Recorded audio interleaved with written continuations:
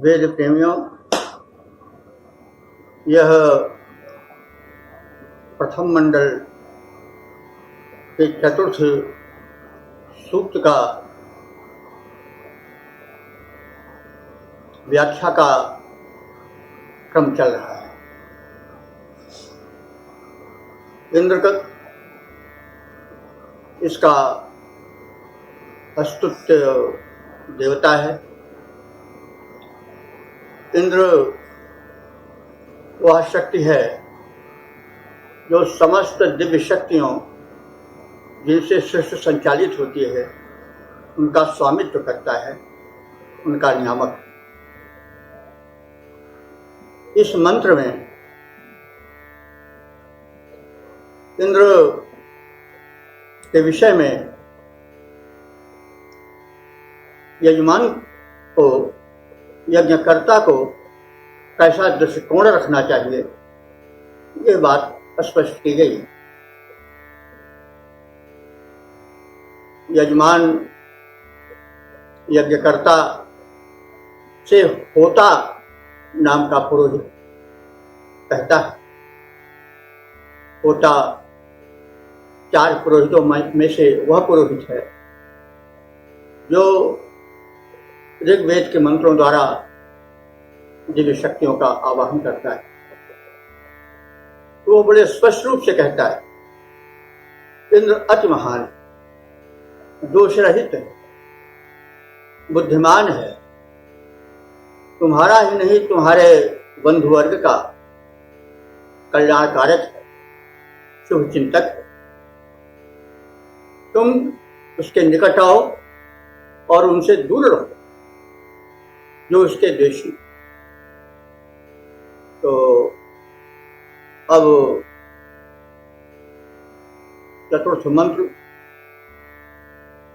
की व्याख्या करने के पहले उसका पाठ किया जा रहा है। परेहि विक्रमस्तुतिमिन्द्र, परेहि विक्रमस्तुतिमिन्द्र, परीक्षा विपश्चितं यस्ते सखेभ्य अपरम आवरम। हे यज्ञकर्ता यजमान, परेह, परेह माने दूर रहो। किससे दूर रहो? जो इंद्र के निंदक हैं, उसमें दोष दर्शन करने वाले। तो फिर निकट किसके आओ? उस परम शक्ति, चेतन शक्ति इंद्र के निकट आओ। इंद्र कैसा है? विक्रम। विक्रम माने कृपालु, दयालु। और कैसा है? अश्रितम। अश्रितम का अर्थ होता है दोष रहित, निर्दोष है, कहीं उसमें दोष का लेश मात्र नहीं। और वह इंद्र कैसा है? विपश्चितम। विपश्चित कहते हैं ज्ञानी। वो बहुत ज्ञानी है, ज्ञान का स्रोत है। तो इस प्रकार से ऐसे इंद्र को बुलाओ और बुला करके लाभ क्या लो, उससे आपृच्छ। आपृच्छ माने भली भांति पूछो। देखो, आ और अ 2 प्रकार के उपसर्ग लगते हैं। छोटे आ से जो उपसर्ग लगता है वो निषेधात्मक होता है। नहीं, जैसे ज्ञानी के पहले अगर आ लगा दें छोटा, तो अज्ञानी बन जाएगा, उसका अर्थ होगा ज्ञान रहित। लेकिन अगर बड़ा आ लगा दें तो हो जाएगा ज्ञान से परिपूर्ण। जैसे आ बाल वृद्ध मन समेत, बाल और वृद्ध के समेत आ, और अ नहीं। तो यहां पर क्या आपृच्छ, आपृच्छ माने भली भांति पूछो। क्या पूछो? आत्म कल्याण विषयक उपाय, क्योंकि आत्म कल्याण ही मनुष्य जीवन का मुख्य उद्देश्य है। तो आत्म कल्याण का है क्या है? आत्मोद्धार है। तो कैसे होगा वो तो समयानुकूल बताया जाएगा। यहाँ जिससे कि आत्मोद्धार हो, इस प्रयोजन से उससे प्रश्न करो। आपृच्छ यानी भली भांति प्रश्न करो। यस्ते सखेभ्यः आवरम, जो कि यह माने जो, ते माने तुम्हारे, सखेभ्यः माने मित्रों बंधु बांधवों को, आवरम भली प्रकार से वरदानों से अनुदानों से संपन्न करने वाला है।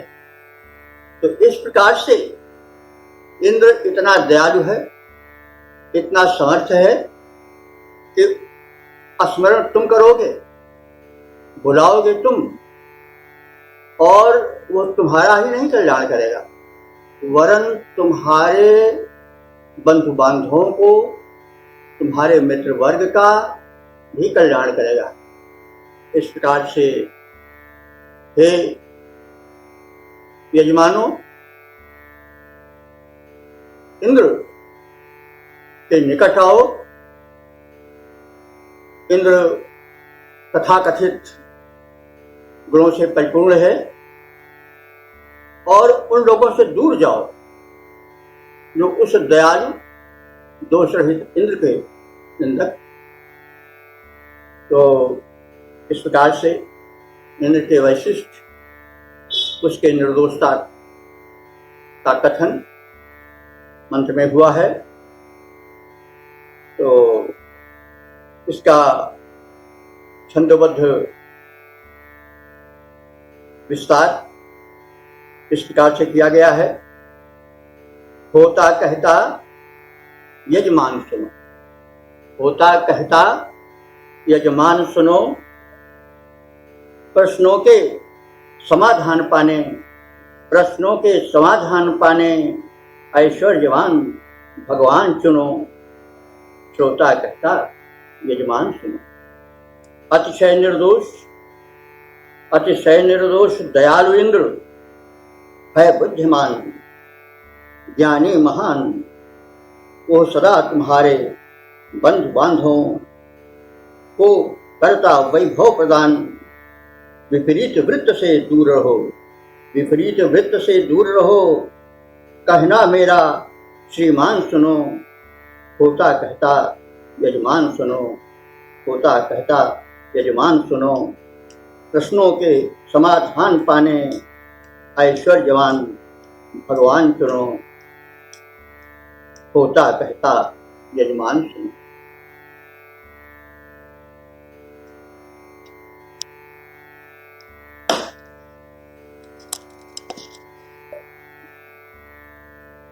तो सुधी श्रोताओं, जो अब यह 5वां मंत्र प्रस्तुत हो रहा है, इसमें भी इंद्र की महत्ता का, उसके श्रेष्ठ स्वभाव का कथन यजमान करता है, और इसके साथ साथ यह आदेश देता है यज्ञकर्ता को कि तुम इंद्र के निंदकों से दूर रहो और उनसे कह दो कि वे इस देश को छोड़कर चले जाएं,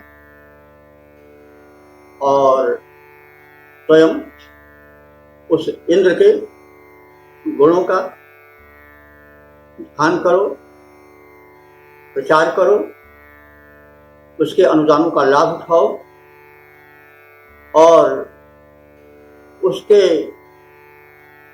शुभाशिष प्राप्ति के लिए तत्पर। मंत्र इस प्रकार से है, उत ब्रुवन्तु नो निदो,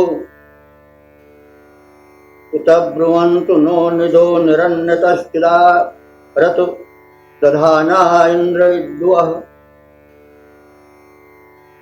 उत ब्रुवन्तु, उत माने और, होता कहता है हे यजमान, और ब्रुवंत माने बोलो, कहो।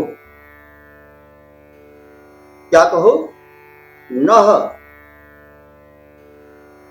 निंदो, नह निंदो, नह माने हमारे, हमारे इंद्र, हमारे इंद्र के जो निदो माने निंदक हैं, निदो निंदक हैं, हमारे इंद्र देव के जो निंदक हैं वे निरन्नत स्थिदारत, खंड जरा इन शब्दों का कर लें। निरन्नत माने निह अन्यत चित आरत, निरन्नत स्थिदारत, निह अन्यत चित आरत, इतने शब्द हैं इसमें जो कि संधि से जुड़े हैं। तो निह अन्यत, निह माने निकल जाए, दूर हो जाए, भाग जाए। अन्यत माने हम लोगों के समाज को छोड़ करके, अन्यत माने दूसरी जगह। ऐसे दुष्ट, ऐसे अज्ञानी लोग निह अन्यत, यहां से निकलकर दूसरी जगह चले जाएं। और कैसे? आरत, किस आरत, चित माने होता है निश्चित रूप से, आरत माने दूर, आरत दूर। वे यहां की भूमि को छोड़ करके निश्चित रूप से कहीं दूर चले जाएं, क्योंकि हमारे समाज में वे रहने योग्य नहीं। तो उत ब्रुवन्तु, उन लोग, और उन लोगों से कह दो जो इंद्र के निंदक हैं कि वे हमारे इंद्र को और उनके अनुचरों के, अनुयायियों के भूमि भाग को छोड़ करके बहुत दूर कहीं चले जाएं, क्योंकि उनको रहने का यहाँ अधिकार नहीं। इसको तमाम भक्तों ने कहा है। हरिहर निंदा सुनह जे काना, तुलसीदास जी ने कहा है। तो उनसे बहुत दूर रहो। और काटिए टास जीभ जो बसाई, तो कान मुंह श्रवण मुंज न तो चलिए पराई। वहां पर हरिहर विष्णु और शिव कहे गए हैं, यहाँ पर उसी रूप में इंद्र बहुत पहले कहे गए हैं। क्या कहा गया है? तो स्वामी पूरी भावना तमाम भक्त कवियों ने कहा है, तमाम ज्ञानियों ने कहा है कि जो हरिहर निंदा को कान से सुनते हैं, अगर आपका वश चले तो उनकी जीभ काट डालो, और आपका वश नहीं चलता है तो कान मूंद लो और बहुत दूर चले जाओ। भावना वही, भिन्न भिन्न देवताओं को का आश्रय लेकर के, देवता क्या है? दिव्य शक्तियां हैं, और जिस दिव्य शक्ति का आराधन करता है भक्त वो उसका आराध्य है। तो यहाँ वैदिक ऋषि मधुछंदा का आराध्य कौन है? इंद्र है।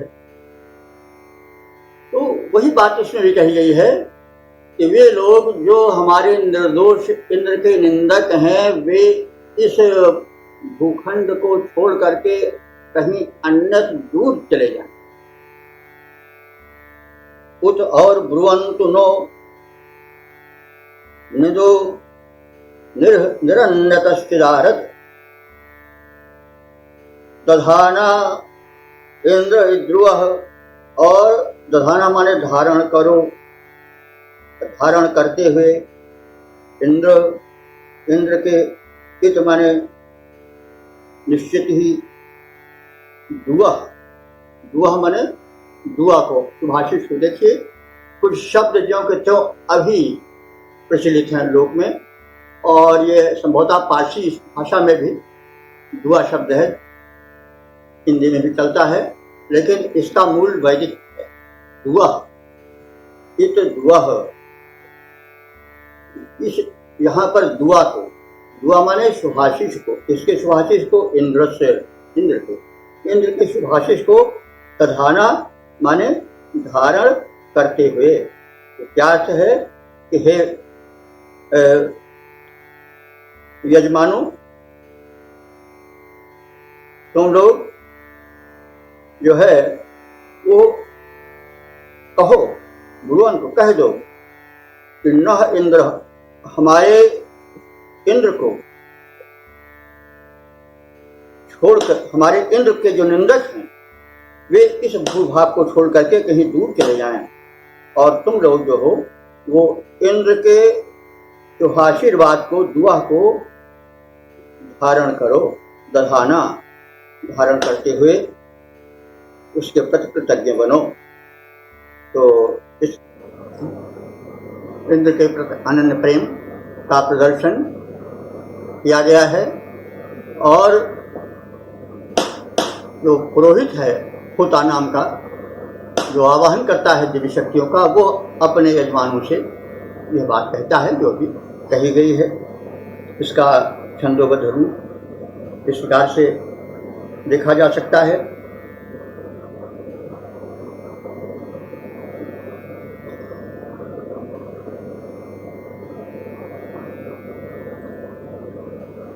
सब इंद्र रूप परमात्मा की स्तुतियां करते रहें सदा, सर्वेश्वर अंतर्यामी की परिचर्या करते रहें सदा।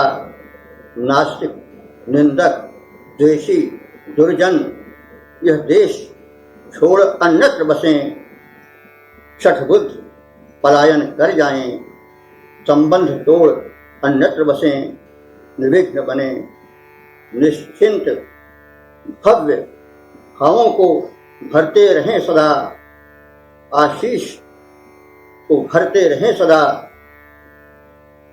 सब तब इंद्र रूप परमात्मा की स्तुतियां करते रहें सदा, सर्वेश्वर अंतर्यामी की परिचर्या करते रहें सदा।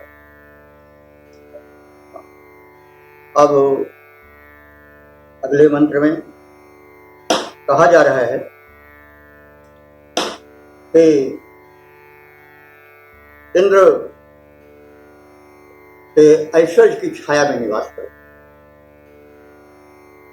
वो ऐश्वर्यवान है। इंद्र का अर्थ भी ऐश्वर्यवान होता है। ऐश्वर्य क्या है? आत्मिक शक्ति, भौतिक शक्ति और संपन्नता की ऐश्वर्य।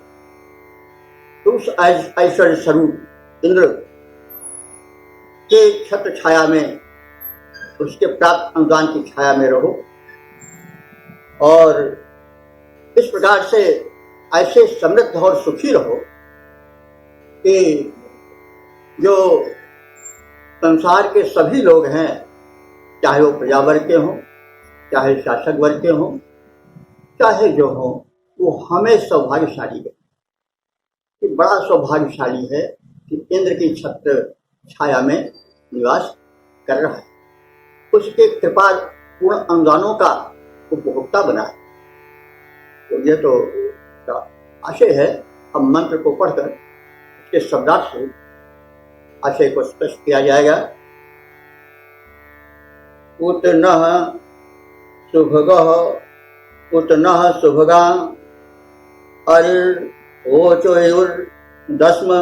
कृष्णयः श्यामेन्द्र दस्य शर्मणि।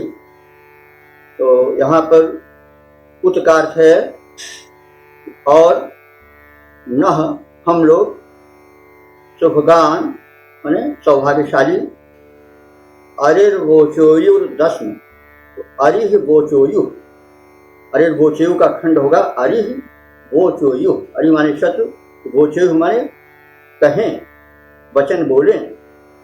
दस्म कृष्ण, कृष्ण कहते हैं प्रजागण, सामान्य जन। श्याम माने हो, इंद्रस्य शर्मणि, इंद्र के अनुदानों के शर्मणि माने आनंद में। शर्म माने आनंद होता है, सप्तमी एक वचन शर्म का होता है, शर्मणि आनंद में। तो अब यह सलाह दे रहा है, सम्मति दे रहा है होता यज्ञकर्ता को, और यह कह रहा है कि हम लोग न हम सब इंद्र के अनुदान से शर्मणि, इंद्र के दिए गए सुख सुविधाओं के अनुदानों के शर्मणि माने आनंद में श्याम रहें। श्याम इंद्रस्य शर्मणि, इंद्र द्वारा प्रदत्त आनंद छाया में निवास करें और हमारे इस निवास को सुख सौविध्यपूर्ण धन्य जीवन को देखकर न हम सबको कृष्टयः, कृष्टयः कहते हैं सामान्य जन, और अरिष शत्रु लोग कहने को विवश हो जाएं, वो चीज माने कहने लगे कि दस्म यहाँ इंद्र का संबोधन है, इंद्र का विशेषण है कि दस्म कहते हैं जो शत्रुसूदन है, जो दुष्टों का दमन करता। तो देखिए जरा विशेषणों पर हम ध्यान दे लें। दस्म दमन करता, दंड करता। तो एक और अभी बताया गया, इंद्र बड़ा कृपालु है, वो सुखों सुविधाओं का वर्षण करता है, आराधकों को संपन्न बनाता है। दूसरी ओर कहा जाए तो बड़ा कठोर दंड देने वाला है, दस्म है। दस्म माने दंड का विधान करने वाला। तो यह है श्रोताओं, सभी महापुरुषों में या परमात्मा के स्वरूपों में देखा गया है। राम में भवभूति ने कहा है कि वो वज्रादपि कठोराणि और मृदूनि कुसुमादर। राम कैसे हैं? वज्रादपि कठोराणि, कठोर इतने हैं कि वज्र से भी कठोर है। लेकिन मृदून यही नहीं कठोर है, बड़े निर्दय नहीं, कठोर। जहां दुष्ट होते हैं, जो अन्यायी होते हैं, उनके लिए इतने कठोर बन जाते हैं कि वो काल बन जाते हैं, वज्र बन जाते हैं। लेकिन मृदून कोमल क्या है कि फूल क्या कोमल होगा, मृदून कुसुमादर। यही तुलसीदास जी ने भी कहा है कि काल रूप त्यंतरमय ताता, शुभ अशुभ करो फलदाता। मैं ये न समझो कि बहुत कोमल हूँ, ऐसे ही सबको जो चाहे वो देता रहता, नहीं, मैं बहुत कठोर भी हूँ और मैं काल रूप बन जाता हूँ। तिनकर माने उन दुष्टों के लिए, काल रूप तिनकर मैं ताता और शुभ और अशुभ करो फलदाता। मैं शुभ और अशुभ कर्मों का फल देने वाला हूँ। यदि तुलसीदास जी ने राम को बड़ा दयालु माना है, लेकिन ये कहा भैया यह समझ करके न रहो कि तो दयालु हम हाथ जोड़ लेंगे और कह देंगे कि भगवान क्षमा करो, तो नहीं, ऐसा नहीं कर सकते। तो शुभ और अशुभ कर्म फल दाता, वो अच्छे कर्म का अच्छा फल, बुरे कर्म का बुरा फल देने वाले। तो इसी तरह से लगभग सभी लिखा है। तो दयालु बहुत हैं, लेकिन इसका मतलब कोई न समझे कि वे बस जो कुछ करते जाओ और बस कह दो महाराज गलती हो गई क्षमा कर दो, ऐसी बात नहीं। वही बात बिल्कुल वेद में भी पहले कही गई है कि जो इंद्र है वो दयालु है, दोष रहित है, अपने अनुदानों से, कृपा कटाक्ष से भर देने वाला है। लेकिन इसका मतलब नहीं है कि वो जो कुछ चाहे जो कोई वो कर डाले। वो दस्म है, कठोर है, दंड देने वाला है। तो इसलिए अब यहां पर जो है वो ऋषि कह रहा है कि दस्म ऐसे कठोर इंद्र के, जो कि दुष्टों का शत्रु है और सज्जनों का, भक्तों का मित्र है, उसके कृपा कटाक्ष से प्राप्त शर्मण आनंद प्रद अनुदानों में, उसकी छाया में श्याम हम रहें हों, हम रहते रहें, चले आवें या रहें, श्याम हों, ये कहते हैं। और हमारे इस सौभाग्य को देख करके, इंद्र के कृपा दृष्टि की बौछार देख करके लोग जो कृष्टया है, जो सामान्य जन हैं वे कहें, और वे ही नहीं, आरी ही जो हमारे शत्रु हैं वो भी वो चोरी हो कहने के लिए विवश हो जाए कि न सुभगा, आप लोग या हम लोग जो उनके उपासक हैं वो सौभाग्यशाली हैं। तो इसलिए वो इंद्र अपने अनुदानों की बौछार करने वाला है, कठोर दंड देने वाला भी है, लेकिन भक्तों के प्रति इतना नम्र हो जाता है, इतना उदार हो जाता है कि वे उसके उदारता की छाया में सुखद जीवन व्यतीत करते हैं और शर्मण माने आनंद में निवास करते हैं। और इस प्रकार से आनंद में निवास करते हैं कि सामान्य जन ही नहीं, शत्रु जन भी कहने लगते हैं कि यह बड़ा सौभाग्यशाली है जो इंद्र की कृपा कटाक्ष की छाया में रहता हुआ सुख और समृद्धिपूर्ण जीवन, समुन्नत जीवन बिता रहा है। तो इस प्रकार से इन 3 मंत्रों में इंद्र के औदार्य का, उसके निर्दोष स्वरूप का,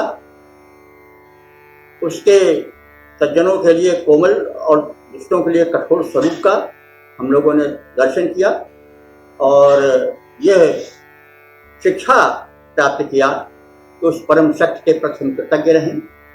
जो उसके विरोधी हैं, अज्ञानतावश विरोध करते हैं, उनसे कह दें भाई तुम अपने इस विचार के दोष को फैलाओ मत समाज में, तुम इस समाज से दूर चले जाओ। और हम उसके प्रति कृतज्ञ होकर के उसके अनुदानों का लाभ उठावें। आदि आदि बातें अभी कही गई। अब अगले मंत्र का फिर व्याख्यान में लालित्य होता है। अब आपने गद्य में तो व्याख्या सुनी ही, अब छंद में भी उसके भाव का विस्तार सुन लें। अरे मर्दन इंद्र रूप भगवन, अरे मर्दन इंद्र रूप भगवन, तुम हो महान अति ऐश्वर्यवान, हमको दो तुम ऐश्वर्य दान, हम तुमसे कुछ इतना पाएं, सौभाग्यवान माने जाएं तेरा प्रसाद। सब सुख निवास सोल्लास करें उसमें निवास, फिर शत्रु मित्र मध्यस्थ करें मिले एक साथ मेरा बखान। अरे मर्दन इंद्र रूप भगवन, तुम दो हमको ऐश्वर्य दान, तुम दो हमको ऐश्वर्य दान।